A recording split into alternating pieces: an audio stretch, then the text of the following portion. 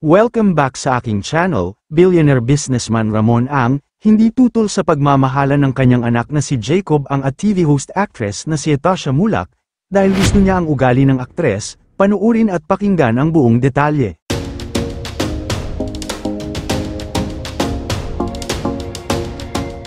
Matatandaan nga na binulabog ng iba't ibang social media platforms dahil sa mga lumabas na kilalang pahayagan kung saan balitang-balita na ngayon, na boyfriend na ng Eat Bulaga host at actress na si Atasha Mulak ang anak ng billionaire Ramon Ang na si Jacob Ang.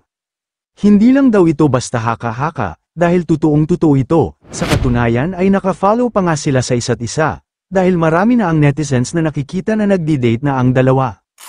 Ayon pa sa mga mababasa online, hindi raw ito ang unang pagkakataon na ipinakita ng anak ni Ramon Ang na siyang nagmamay-ari ng San Miguel Corporation ang pagsuporta niya kay Atasha.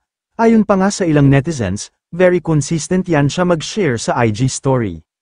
Madalas din daw hatid sundo si Atasha ng kanyang boyfriend sa taping nito na Bad Genius na talaga nga naman daw todo effort ang bilyonaryong anak ni Ang para sa kanyang girlfriend.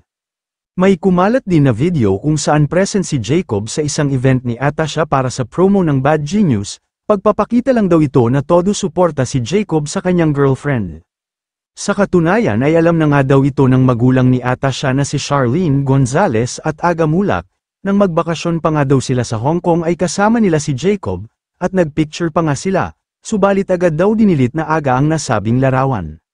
Siyempre, imposibleng hindi rin daw alam ng bilyonaryong si Ramon Ang tungkol sa karelasyon ng kanyang anak, kaya naman naniniwala ang mga netizens na walang pagtutol ang bilyonaryo sa dalawa.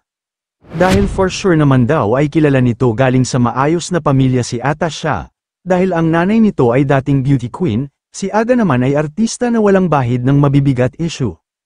At alam din naman ng publiko na maayos na napalaki ng maayos ni Aga at Charlene ang kanilang anak, kaya naman hindi rin daw malabo na hindi magkagusto dito ang bilyonaryong si Jacob, dahil sa ganda ba naman ni Atasha at kaseksihan, isabay mo pa ang pagiging mabait.